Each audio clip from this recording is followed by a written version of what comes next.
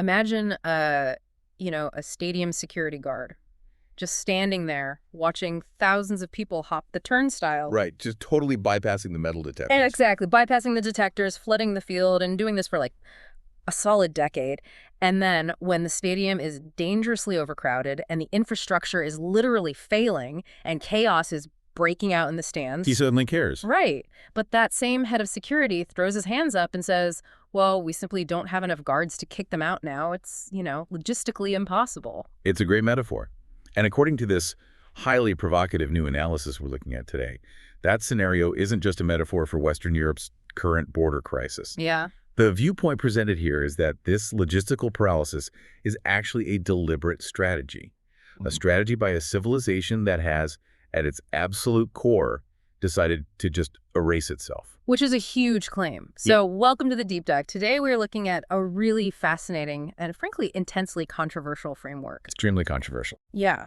The source material for this deep dive is a transcript of an in-depth YouTube interview featuring the author and commentator Raymond Ibrahim. And Ibrahim's central thesis, his whole argument, asserts that the massive demographic and cultural shifts sweeping across Europe, which the mainstream media usually just calls an external migrant crisis. Right, or an unexpected Islamic crisis. He says those labels are fundamentally misunderstood. Yeah. Through the lens of this interview, the crisis is entirely manufactured from within. Like an inside job. Kind of, yeah. The source argues it is enabled, sustained, and even encouraged by Western leaders. Leaders who are operating under the influence of this deeply rooted cultural relativism and, well, a profound sense of historical guilt. But before we get into the actual mechanics of how this source claims that ideological dismantling is happening, we really need to lay down some very clear ground rules for you, the listener. Absolutely. This is crucial. Because we are wading into some highly charged political, cultural, and religious territory today. The arguments made in this transcript regarding Islam, the actions of Western governments, mass migration, it's all going to push buttons. It's inherently polarizing material. Exactly, which is why we need to be explicit about our role here. We are not here to endorse, validate, or agree with the claims made by Raymond Ibrahim or the interviewer. Right, we are definitely not taking sides on these geopolitical arguments. We're not telling you what to believe about immigration or religion. Our job is strictly analytical. Think of us as your cartographers for this specific ideological map. I love that. Cartographers. Right, we're just going to walk you through the source's argument step by step, explaining the underlying logic and the historical parallels the speaker uses to arrive at these really stark conclusions. So you're going to hear us repeatedly use framing like the source argues or Ibrahim's framework suggests, because our mission is solely to impartially unpack the material you provided. Just reading the map. Okay, let's unpack this. The source doesn't waste time on abstract political science theory right out of the gate, which I found interesting. No, he grounds it immediately. Yeah, Ibrahim grounds his entire geopolitical thesis in a very real, highly specific, and frankly bizarre geographic anomaly. A small Spanish enclave in North Africa. Right, called Ceuta. Ceuta serves as the perfect physical microcosm for the abstract theories the video explores. For those unfamiliar with the map, Ceuta is this tiny, sovereign Spanish city. So it's legally Spain. Legally, politically, and economically, it is part of Spain, and therefore part of the European Union. But it's not in Europe. Exactly. Geographically, it sits directly on the northern tip of the African continent. It shares a land border with Morocco. It's a literal European foothold on African soil. And the transcript zeroes in on Ceuta because that geography makes it a primary flashpoint for migration. So what's actually happening there right now, according to the source? According to the source's analysis of recent events, Ceuta is being subjected to an overwhelming, totally unsustainable influx of people. The speaker cites estimates suggesting up to 80,000 individuals have crossed into this tiny enclave. 80,000? That's massive. To put that in perspective, the source points out that 80,000 people is roughly equivalent to the entire native Spanish population of the town. Wow. So they're basically matching the population 1-to-1. Exactly. And the source is incredibly specific about the demographic makeup of this influx, which really forms the basis for their larger argument about the nature of this migration. Right. This isn't framed as a typical refugee situation. Not at all. The speaker explicitly notes that based on the extensive video footage they've analyzed, this is not, a diverse tapestry of fleeing refugees consisting of mothers, children, and the elderly. Yeah. Ibrahim describes the arrivals almost uniformly as tens of thousands of unvetted, unskilled, military-aged Muslim men crossing over from Morocco. The text highlights a very distinct absence of women in these groups. Right. The visual picture painted by the source is one of young men floating in on makeshift rafts, literally swimming around the border fences. Physically occupying local houses. Yeah, and in some documented instances, the source says they are running through the streets of this Spanish territory shouting, Allahu Akbar. And the source interprets these actions not as the behavior of desperate asylum seekers, but as individuals treating their arrival as a literal triumph or a form of conquest over European territory. So the interviewer in the transcript naturally asks the obvious policy question in response to this chaotic picture. Like, is the Spanish government doing everything within its power to stop this? And Ibrahim's response is an emphatic, unequivocal no. Just no. The argument presented is that this demographic overwhelming of Ceuta is not a sudden, unpredictable natural disaster like a hurricane. It didn't just happen overnight. Right. It is a crisis that has been building visibly for decades. The Spanish government has always known Ceuta is a vulnerable geographic choke point. So the source argues that the failure to secure it is a feature, not a bug, of modern Western governance. Which brings us back to that stadium security guard metaphor you mentioned at the top. Oh, yeah. Because the source delves into the logistical math of trying to reverse this situation. This part was wild. It is. The interviewer pushes the guest on the idea of simply enforcing the law and removing the migrants who arrived illegally. And Ibrahim does some back-of-the-napkin military math that is quite striking. Walk me through his math. He posits that if a government wanted to forcibly remove, say, 50,000 uncooperative, military-aged men from a city, standard military doctrine requires a force multiplier of at least 3 to 1. To maintain control and prevent mass casualties. Exactly. So that means Spain would need to deploy 150,000 fully equipped soldiers just to pacify and deport individuals from one single tiny border town. 150,000 troops. Based on those numbers, the source concludes that a forced remigration, or a mass deportation of that scale, is, at this current moment, logistically and militarily impossible for a modern European democracy to execute. And compounding that alleged logistical impossibility is a stark, almost jarring policy contrast highlighted in the text. Right, they didn't just ignore it. No. According to the source, far from attempting to muster the political will or the troops necessary to secure the border, the Spanish government recently floated a proposal that goes in the exact opposite direction.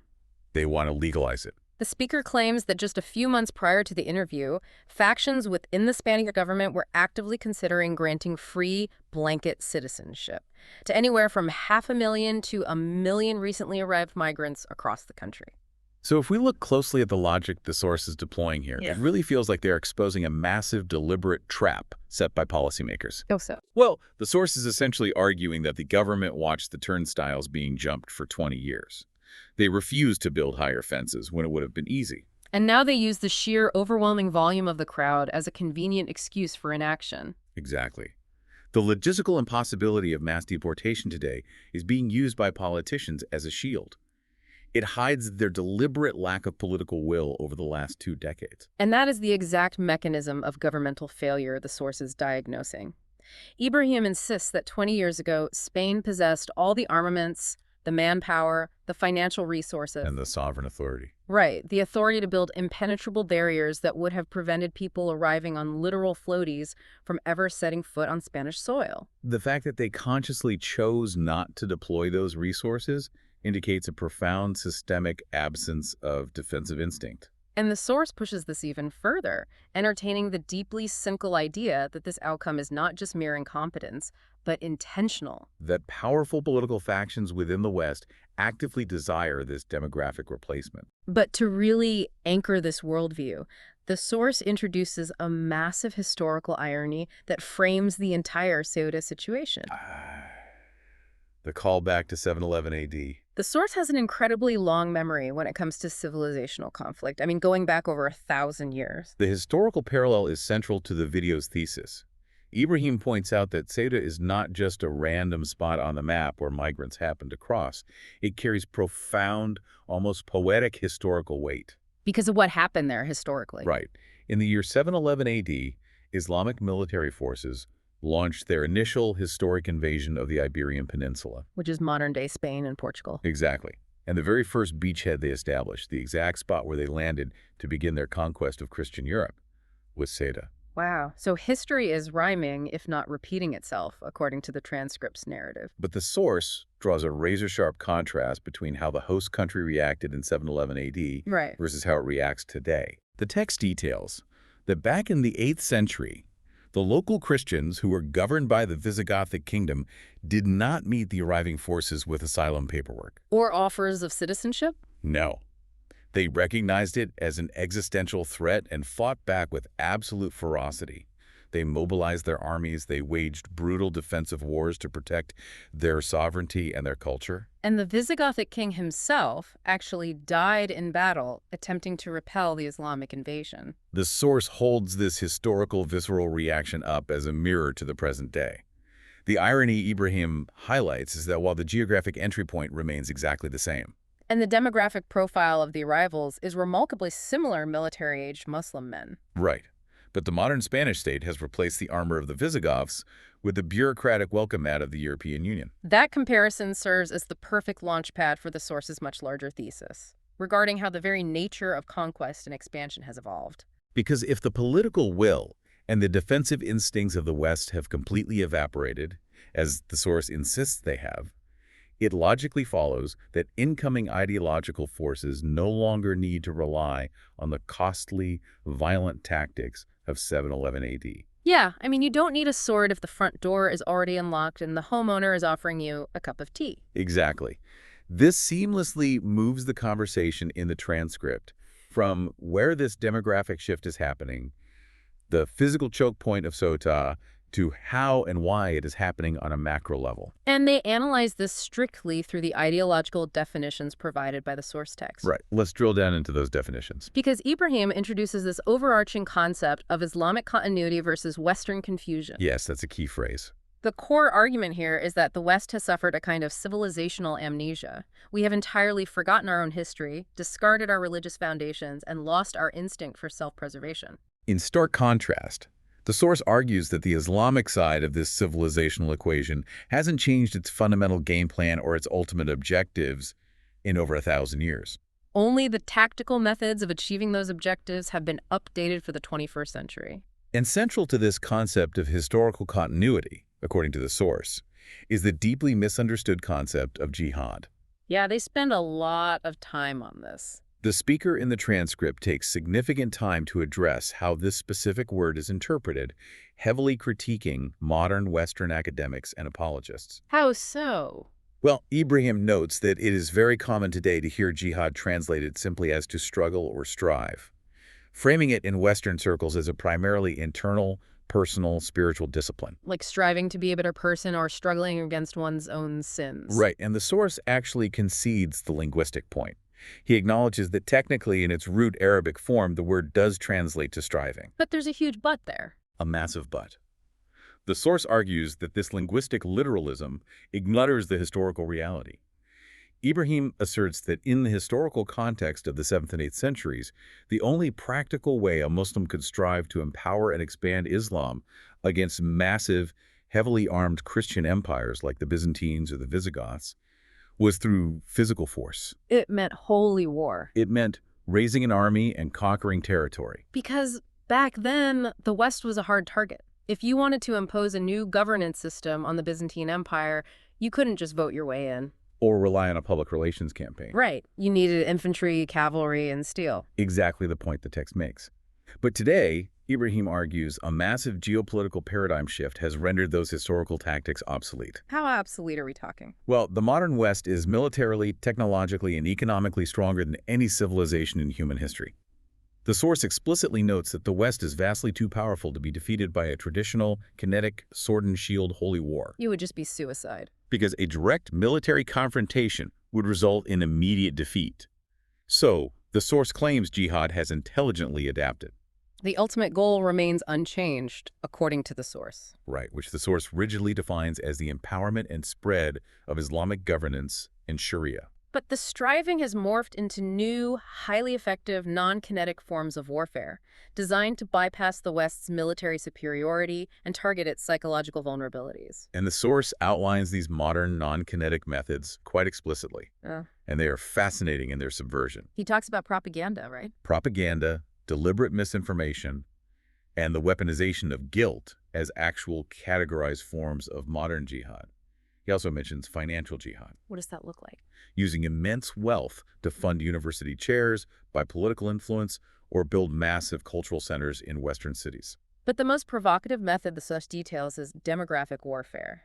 Ibrahim literally uses the phrase, baby jihad. Yeah, that's a jarring term. It is.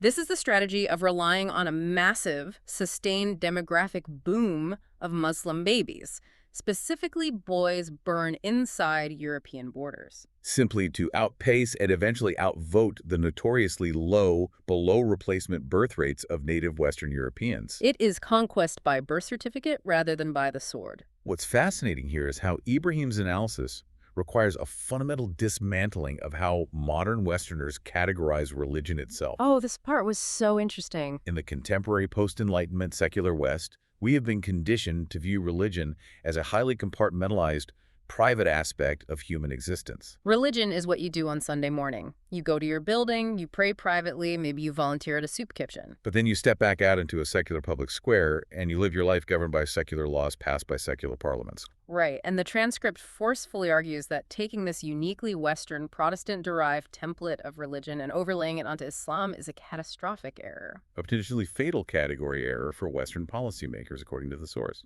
The source is adamant that Islam is not just a weekend hobby or a collection of personal spiritual beliefs.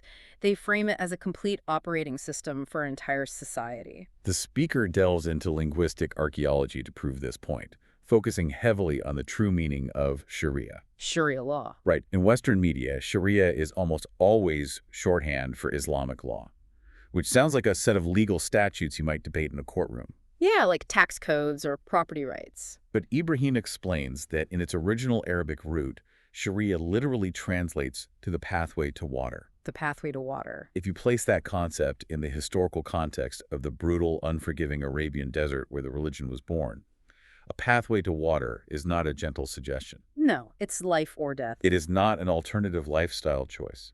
It is the absolute, non-negotiable prescription for basic survival. If you deviate from the pathway to water, you die. Therefore, the source argues, Sharia must be understood not as a flexible legal code, but as a rigid, all-encompassing divine prescription. That dictates every conceivable aspect of human existence. Civic organization, criminal justice, financial transactions, military doctrine, and personal hygiene. Furthermore, the source points out that the word Islam itself literally translates to submit. It does not mean peace, as is often claimed. It means submission to the demands of Allah, which are perfectly codified in Sharia. So the analytical framework we are being asked to map out posits that Islam, in its most foundational and historical form, functions less like what in America would call a religion. And much more like a comprehensive, expansionist, political, and legal ideology that is, in Ibrahim's exact words, antithetical to Western law. But here is where we have to pause and critically examine the logical boundaries of the source's argument. Right, let's test this logic. In the transcript, Ibrahim mocks certain conservative politicians in places like Texas. He points out the absurdity of politicians who will fight aggressively to pass anti-Sharia legislation at the state level, but will then turn around the next day and publicly praise Islam as a beautiful religion of peace. The source views this as pathetic cognitive dissonance, arguing that you cannot separate the political dictates of Sharia from the spiritual beliefs of Islam. Ibrahim suggests policymakers must stop treating Islam as a protected religion and start regulating it as a hostile ideology. But if a secular First Amendment-bound government actually takes that advice and starts picking and choosing which belief systems are granted the protected status of religion, and which are downgraded to ideologies subject to state regulation. where does that process stop? How does the source justify this legal double standard? According to the logic of the transcript, why shouldn't a hostile secular government apply that exact same intense legal scrutiny to, say, Orthodox Jews or Pentecostals or fundamentalist Mormons, claiming their beliefs also constitute an incompatible ideology. It's a valid question. The interviewer in the transcript actually raises a very similar practical concern about the dangers of stripping religious protections. And how does Ibrahim respond? Ibrahim's response eschews abstract constitutional theory in favor of raw historical pragmatism, based on real-world outcomes. The source's logic dictates that we do not need to subject Pentecostals or Orthodox Jews to state scrutiny because, simply put, those groups do not have a 1,400-year historical track record of military conquest. Right.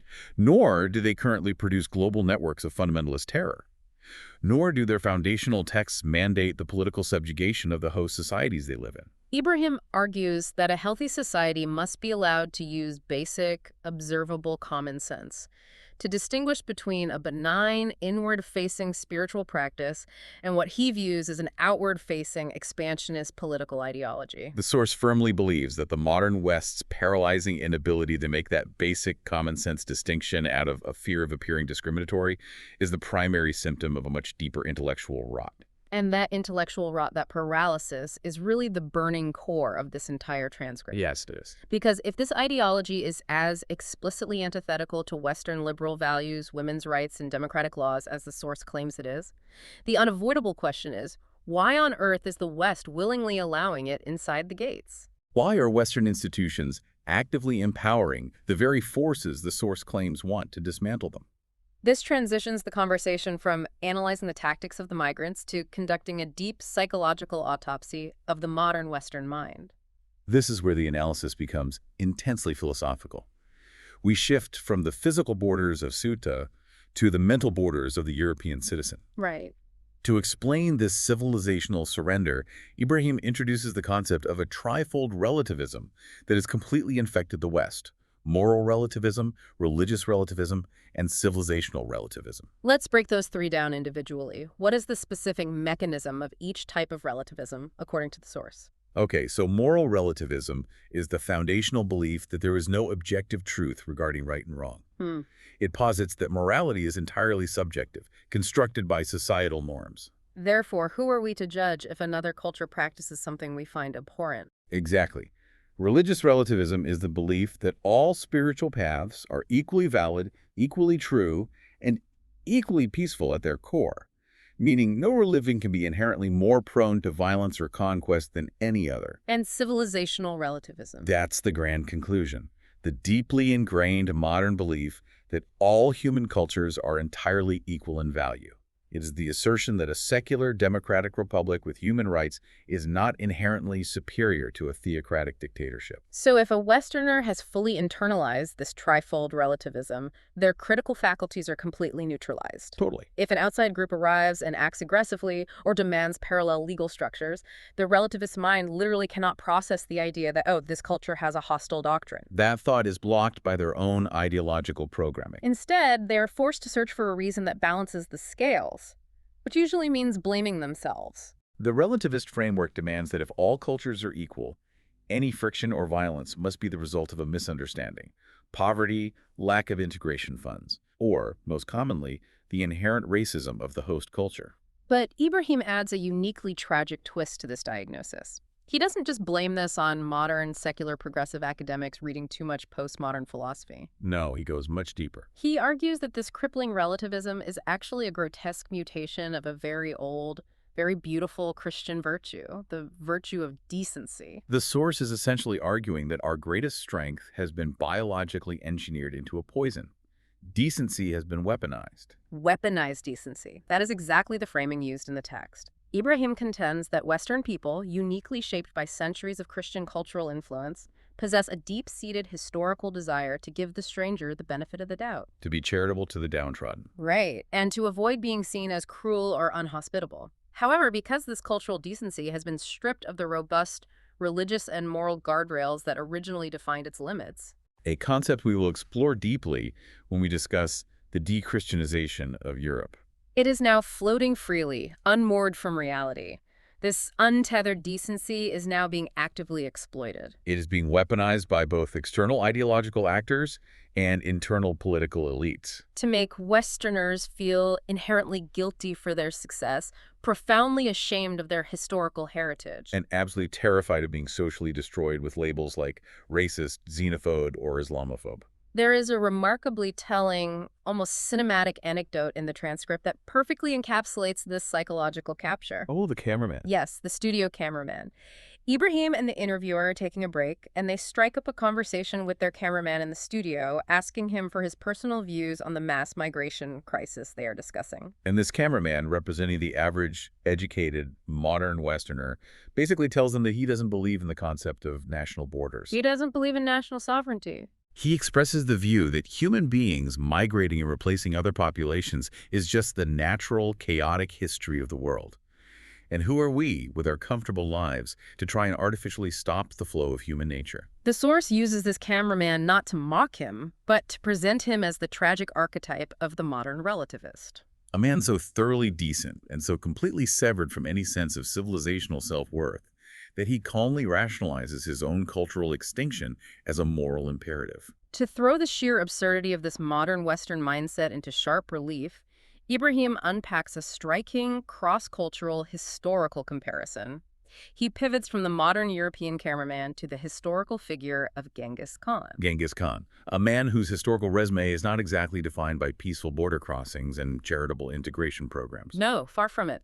Genghis Khan engaged in brutal, continent-spanning conquests, resulting in the deaths of millions and the subjugation of countless cultures. Yet Ibrahim points out a fascinating modern reality.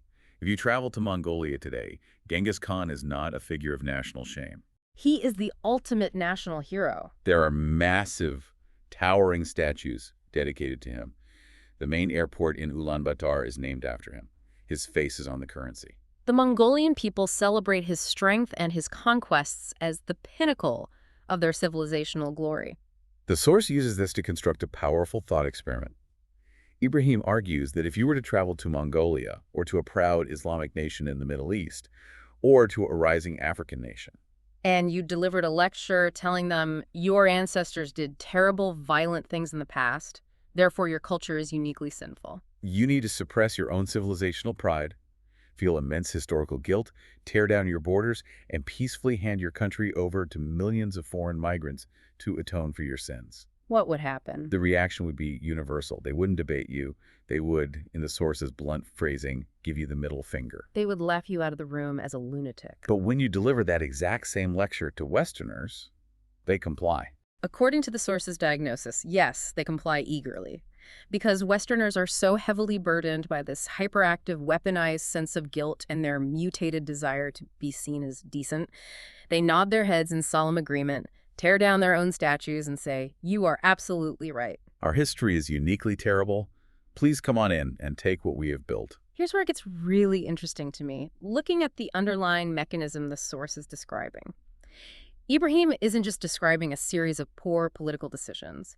He is detailing the pathology of a cultural autoimmune disease. An autoimmune disease. That's an intense way to frame it. Think about the biology of an autoimmune disorder. The body has an immune system that is designed to protect it from external threats.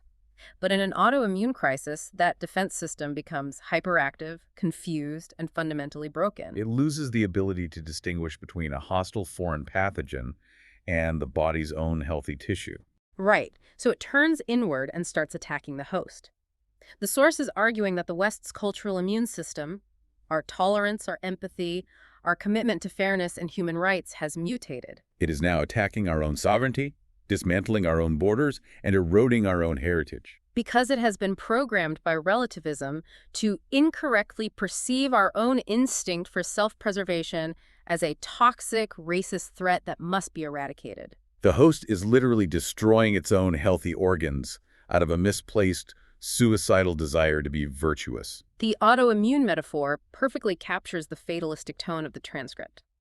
The host civilization is actively facilitating its own demise because it believes surviving is a moral failing. So how does the source address the skeptics? Because there are plenty of mainstream political commentators who look at this framing and say it is wildly alarmist. Yeah, the transcript specifically mentions the British broadcaster Piers Morgan.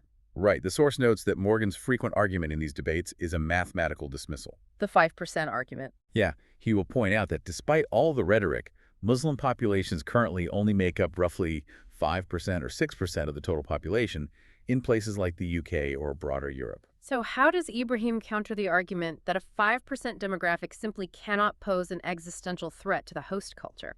Ibrahim labels that specific mathematical defense as the temporal argument, or a dangerous form of demographic myopia. Myopia. The speaker argues that obsessing over a static 5% figure is like looking at a photograph of a tidal wave while it's still miles out at sea, and concluding that the beach is perfectly safe. It completely ignores velocity and trajectory. Ibrahim points out that this 5% is not a stable plateau.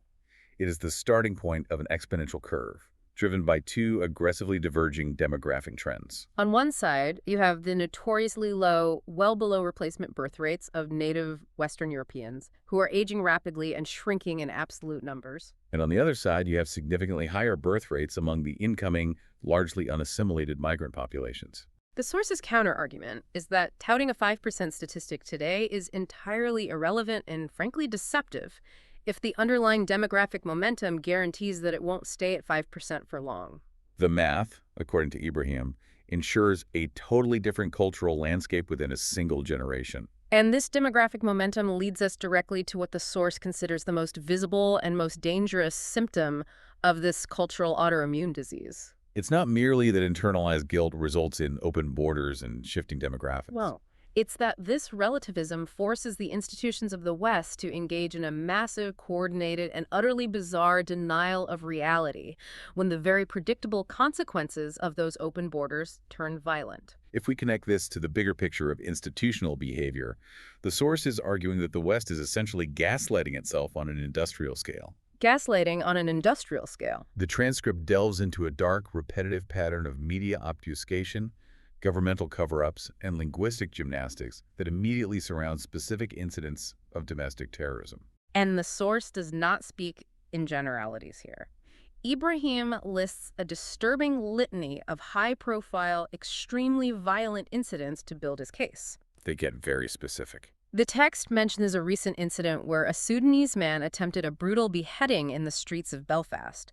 They reference historical, successful beheadings that shocked the world, like the murder of Lee Rigby. The British soldier hacked to death on a street in London in broad daylight. And the assassination of Samuel Paty. The French schoolteacher who was decapitated for showing a cartoon in a class on free speech. They also discuss the horrific mass stabbing of 3 little girls attending a dance class in the UK by an individual of African descent.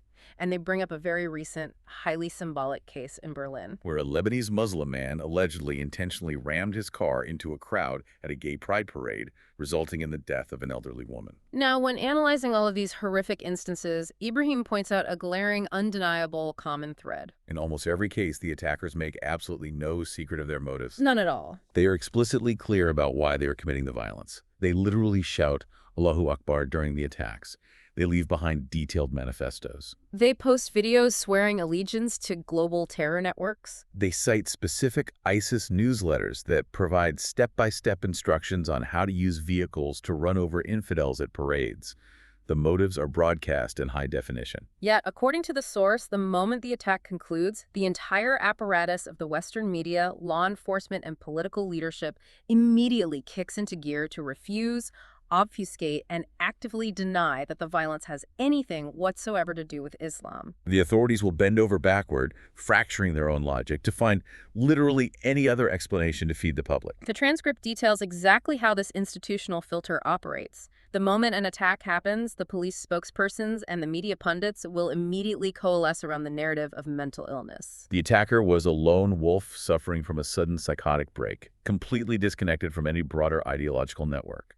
In the specific case of the Berlin Gay Pride Parade attack, the source notes with bitter irony that some officials apparently attempted to blame the vehicular homicide on toxic masculinity. Right. Toxic masculinity undermining the peaceful fabric of German society. Ibrahim even notes that in some corners of progressive academia, pundits actually attempted to blame acts of terror on right-wing Islamophobia, constructing a narrative that the attacker was a tragic victim of systemic racism who was simply lashing out at the oppression he experienced in the host country.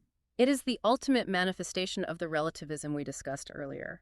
If your foundational, unquestionable premise is that Islam is purely a religion of peace and all cultures are inherently good, then when explicit Islamic violence occurs, your brain simply cannot process the data. The violence must be caused by a secondary acceptable villain.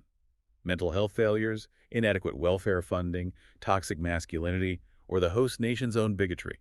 The source is highlighting a systemic cognitive dissonance. And Ibrahim highlights a glaring, undeniable double standard to prove that this isn't just standard journalistic caution, it's active ideological protection. What's the double standard? The speaker points out that if a white supremacist committed a hate crime, say, attacking a minority neighborhood, and was found to have a Bible in his car, or shouted a Bible verse during the attack, The mainstream media would have zero hesitation. within minutes the headlines would explicitly state the motive, tying the violence directly to Christian nationalism, white supremacy, and right-wing extremism. There would be nationwide panels discussing the inherent dangers of fundamentalist Christianity. But when the motive is explicitly, undeniably Islamic, the source argues, a massive institutional blast shield drops down. To protect the ideology from any public association with the violence done in its name. But the source claims it goes far beyond just spinning the narrative or writing misleading headlines. Ibrahim alleges active technological censorship. Right, the social media platforms. The transcript discusses how government authorities pressure tech platforms, specifically mentioning X, formerly Twitter, to actively suppress raw citizen journalist video footage of these attacks. The platforms will slap heavy graphic content warnings on videos of the aftermath, throttle their reach in the algorithm, or simply delete the accounts posting them entirely. Now, I have to play devil's advocate here, because the standard, publicly stated reason for a tech platform taking down a video of a beheading or a mass stabbing is public safety. Sure. They argue they are trying to prevent mass psychological trauma to users who don't want to see gore in their feed. And they are trying to deny terrorists the broadcast platform they crave to spread fear. Right. So does the source believe the authorities are suppressing this footage because they genuinely want to protect the mental health of the citizenry? Or does Ibrahim insist they are purposefully hiding the unvarnished truth to protect their own fragile political narrative? Ibrahim aggressively and entirely dismisses the public trauma defense as a hollow, hypocritical lie. Oh. The speaker points out a profound cultural contradiction that exposes this excuse. Western society currently allows, funds, and celebrates a Hollywood entertainment complex that produces vastly more graphic, grotesque, and hyper-realistic violence for pure entertainment. Than anything captured on a shaky smartphone during a terror attack? Exactly. The public consumes simulated torture, mass murder, and gore in movies and video games freely, all day long, without any government intervention to protect their mental health. Therefore, the source logically concludes that when the authorities scramble to cover up or delete real footage of an actual terror attack, it has absolutely nothing to do with protecting delicate sensibilities. It is entirely, 100% about covering up a brutal reality that directly contradicts the government's carefully constructed narrative. The government needs the public to believe that mass migration is peaceful, beneficial, and culturally enriching. The raw footage of a beheading shatters that illusion instantly. It's pure narrative preservation. The underlying fear the source is highlighting is that if the average, decent Western public is repeatedly exposed to the unvarnished, bloody reality of these ideological clashes, They might snap out of their relativist stupor. they might stop being so aggressively decent and start fiercely demanding closed borders, mass deportations, and a defense of their culture. And the political elites cannot allow that awakening to happen. Precisely. The suppression of truth is necessary to maintain the paralysis. And this media denial, this governmental gaslighting, is framed by Ibrahim not merely as a modern political annoyance, But as the terminal stage of a much larger, centuries-long historical project occurring across the European continent. we are now digging down into the very foundation of the building in your opening stadium metaphor. We're looking at why the concrete is crumbling. The foundational rot that makes the building susceptible to the wrecking ball. Yes. The deepest, most controversial root cause identified by the source material is the intentional, systematic de-Christianization of Europe, which has deliberately resulted in a profound spiritual, moral, and cultural vacuum. Okay, let's unpack this de-Christianization project. Because Ibrahim uses some incredibly shocking statistics and imagery to illustrate just how far this process has gone. He isn't just talking about declining church attendance. He's talking about physical destruction. He is. The speaker in the transcript claims that in France alone, historically referred to as the eldest daughter of the church, there are currently 2.5 Christian churches desecrated every single day. 2.5 a day. Let that statistic sink in. He describes a modern European landscape where historical houses of worship are routinely vandalized, burned, or smeared with feces. He details how public nativity scenes are frequently attacked during the holidays, and statues of baby Jesus are literally beheaded in town squares. And the crucial point Ibrahim makes is that this isn't just random localized vandalism committed by bored teenagers. The source argues this physical destruction is merely the visible symptom of a massive long-term campaign of cultural erasure that has been engineered and pushed by Western elites for decades. Through the education system, the media, academia, and the relentless enforcement of political correctness, the elites have sought to strip Europe of its historical identity and its religious anchor. And here we arrive at the most explosive, highly controversial piece of Ibrahim's specific thesis. The motive. The source argues that the phenomenon of mass Islamic migration is not an accident of geography or economics. It is being actively utilized as the coup de grace, the final fatal death blow by a class of Western elites who inherently despise the foundations of their own civilization. The source posits that whether these elites are motivated by a Marxist hatred of capitalism, a feminist hatred of historical patriarchy, or a deep-seated racial guilt regarding their own colonial history, they have a unified goal: dismantling the traditional Western order. And to achieve this demolition, Ibrahim argues they are intentionally importing Christendom's historic enemy. The elites know they cannot destroy the cultural foundations of Europe on their own.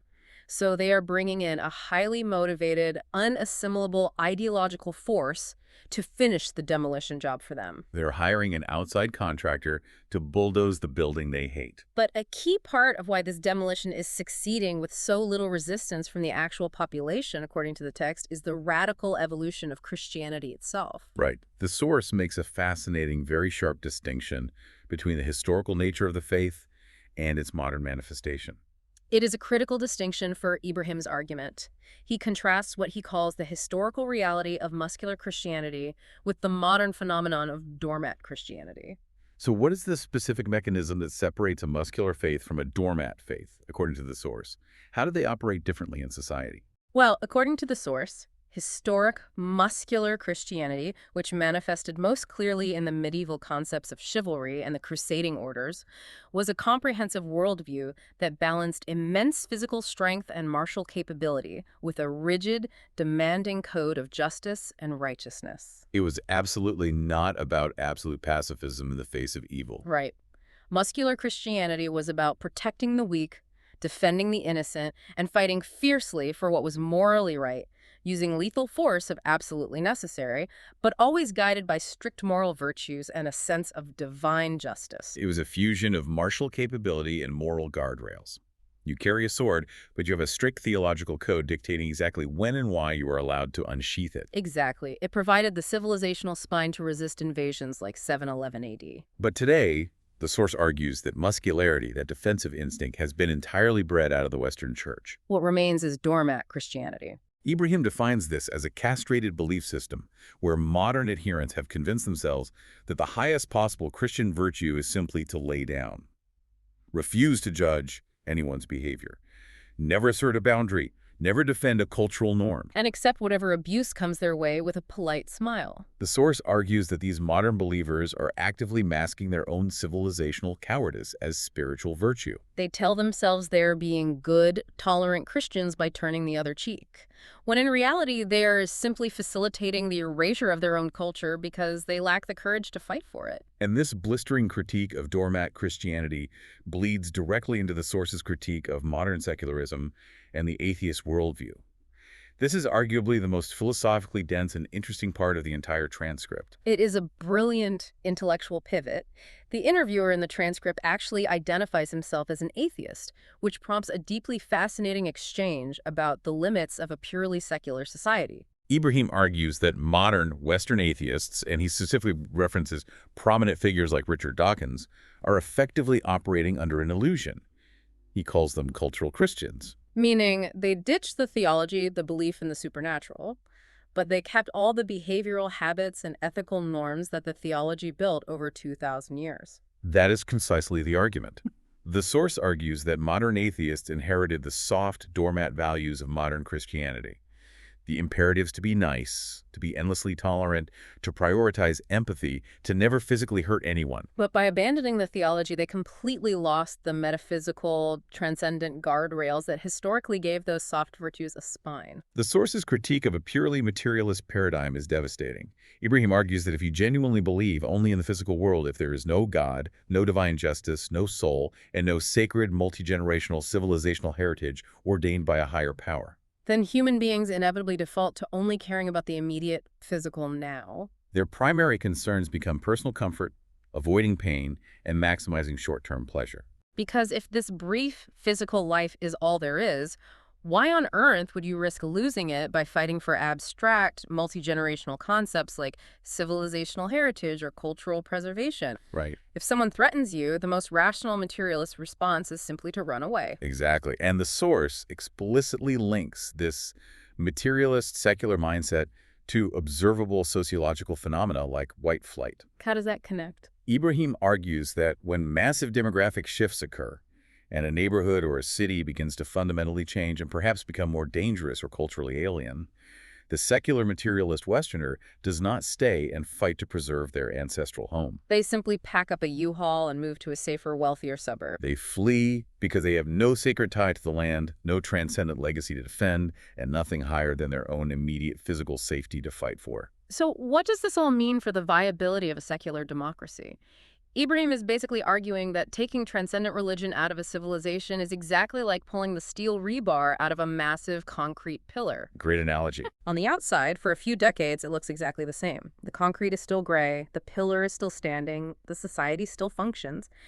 But the steel gave the pillar its tensile strength. The moment that building experiences intense lateral pressure, like a massive demographic shift, an economic collapse, or an aggressive ideological challenge from the outside, the concrete just shatters and crumbles to dust because it has no internal integrity left.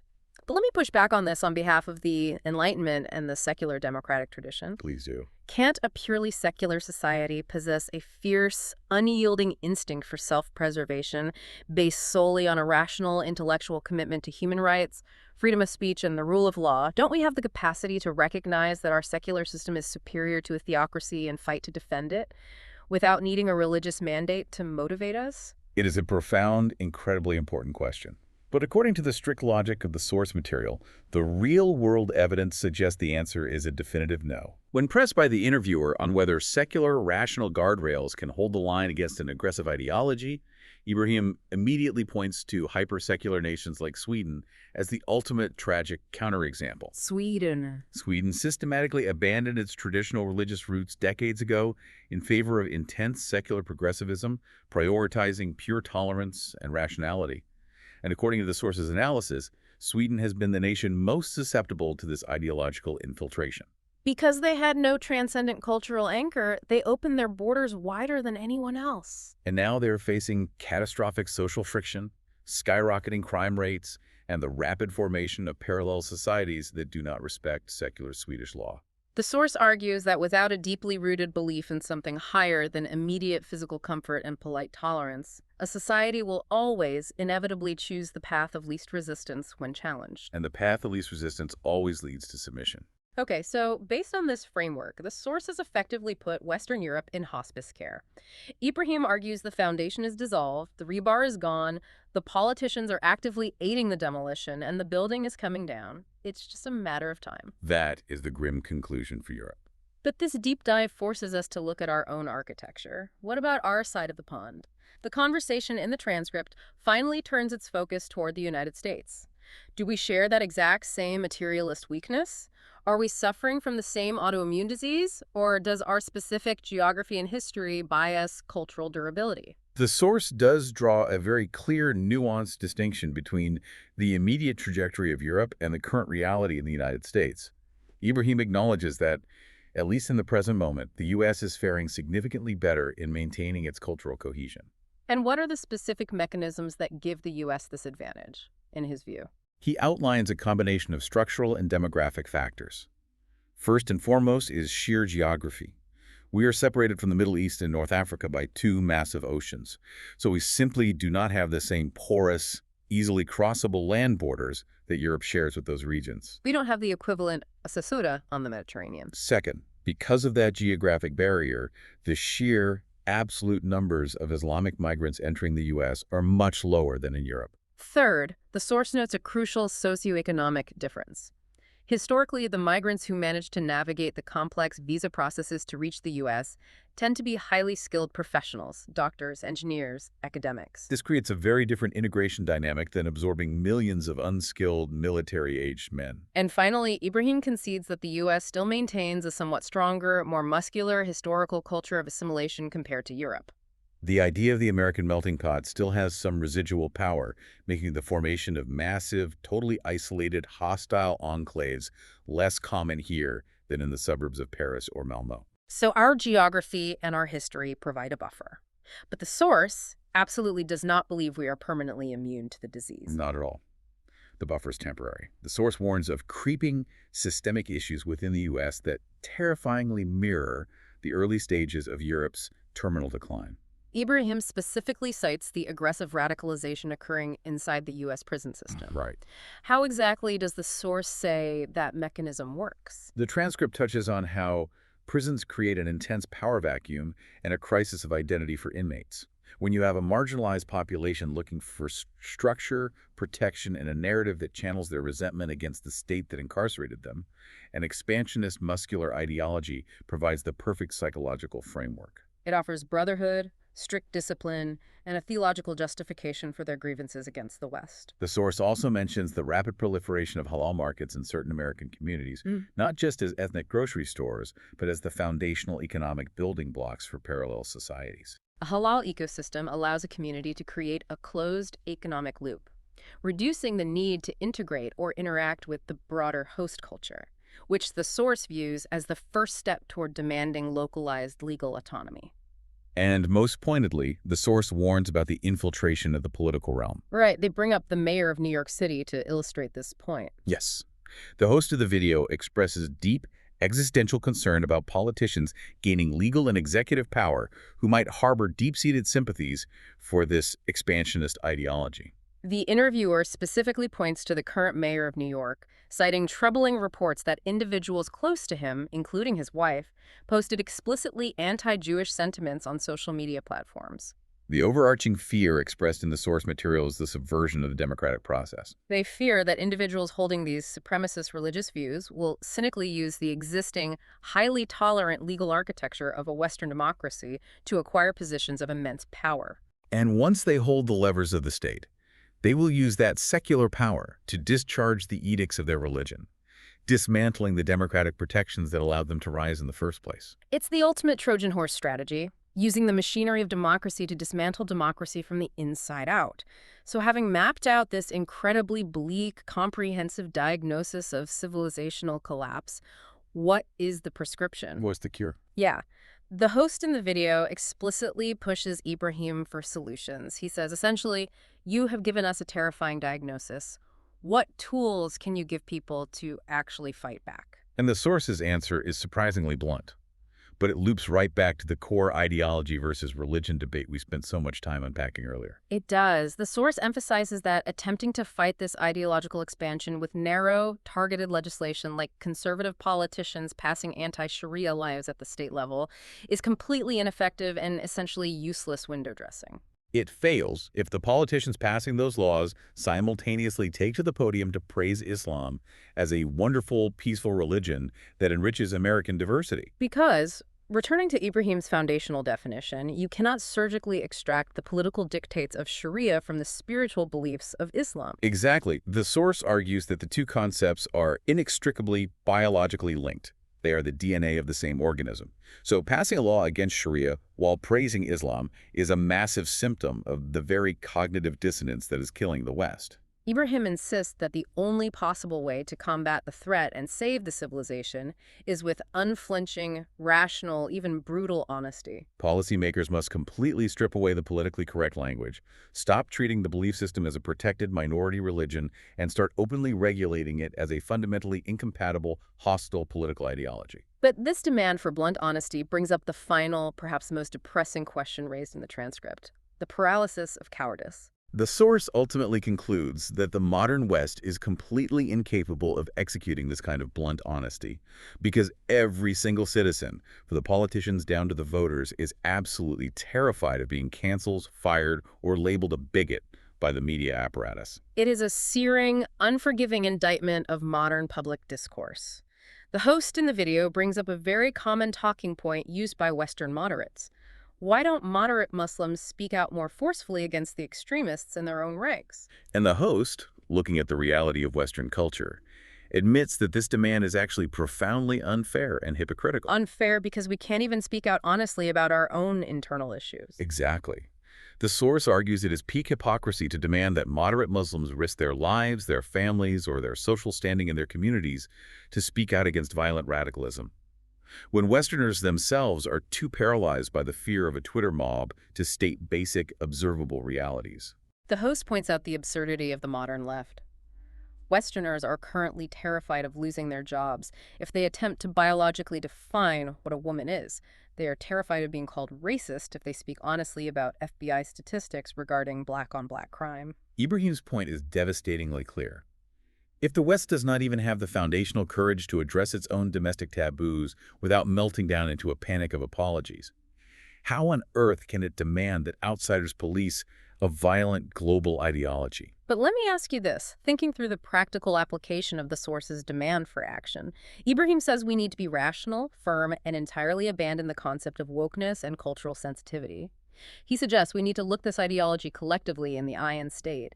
You are fundamentally incompatible with a free society, and you are not welcome here. That's the prescription. But let's map that onto reality.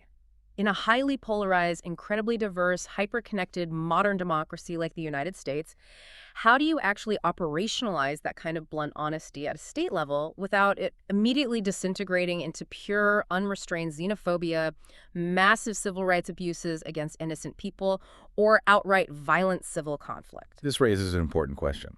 If a Western government officially declares a major world religion, practiced by millions of its own citizens, to be a hostile ideology, doesn't that inherently and immediately break the social contract of a free society?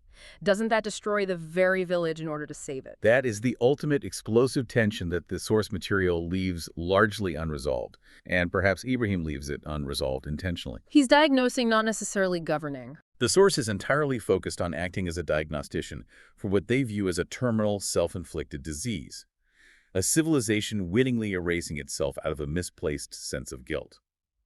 Ibrahim fundamentally believes that unless the West snaps out of its relativist fever dream, stops apologizing for its historical existence, and begins defending its physical borders and its cultural heritage with the exact same muscular, unapologetic conviction it possessed in the past, the civilization will simply be quietly absorbed by a culture that suffers from no such internal doubts or guilt. The source clearly views the very real potential for messy civil friction and the discomfort of violating modern political correctness as a necessary, albeit difficult, alternative to complete civilizational suicide. It is an incredibly heavy, dense, and challenging thesis to absorb.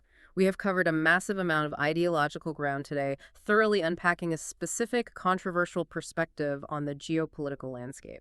We started by examining the overwhelmed physical borders of the Ceuta enclave, tracing the source's historical irony all the way back to the Visigoths and the invasion of 711 AD. We deeply explored Ibrahim's redefinition of jihad, pulling it away from the concept of a simple holy war and reframing it as a sophisticated, multi-front campaign of demographic warfare, financial pressure, and psychological manipulation. We examined the fascinating, tragic concept of Western decency and Christian charity being weaponized into a paralyzing, suicidal moral relativism. We looked closely at the source's allegations of systemic media complicity, detailing how authorities actively suppress motives and censor reality to protect their ideological narratives of a peaceful integration. And we drilled down into the deepest foundational argument of the transcript, The assertion that the deliberate de-Christianization of Europe has left the West trapped in a materialist philosophy, completely incapable of intellectually or morally defending itself against a highly motivated transcendent ideology that demands submission.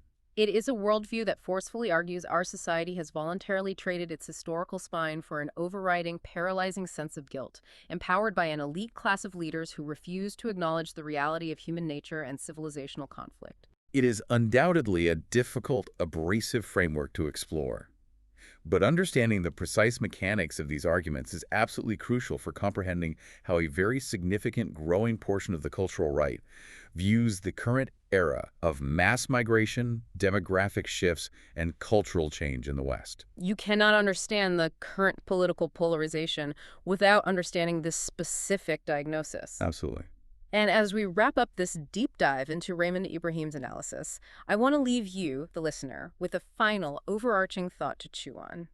Something that builds directly on the heavy text we just spent the last hour analyzing. What's the thought? We talked extensively about the metaphor of the building dissolving its own foundation, and Ibrahim's central idea that a society's inherent decency and tolerance can be weaponized to destroy it. This brings us face to face with a chilling modern philosophical dilemma, often referred to by philosophers as the paradox of tolerance. The paradox of tolerance. If the source material is right about the nature of this cultural clash, it forces us to ask a terrifying question. Can a hyper-tolerant, secular, open society actually survive if it extends its limitless tolerance to belief systems that are fundamentally, doctrinally intolerant of the host's existence? Or does ultimate tolerance, practiced blindly and without boundaries, or a strong instinct for self-preservation, inevitably and logically lead to the extinction of tolerance itself? When the building intentionally softens its own concrete foundation to accommodate the swinging of the wrecking ball, who is really to blame when the entire structure finally collapses into dust? Is it the wrecking ball for doing what it was designed to do, or the architect who removed the steel? It's something profound and unsettling to ponder the next time you watch the evening news and see the debates over borders, identity, and the future of the West. Thank you so much for joining us on this intense deep dive. We'll see you next time.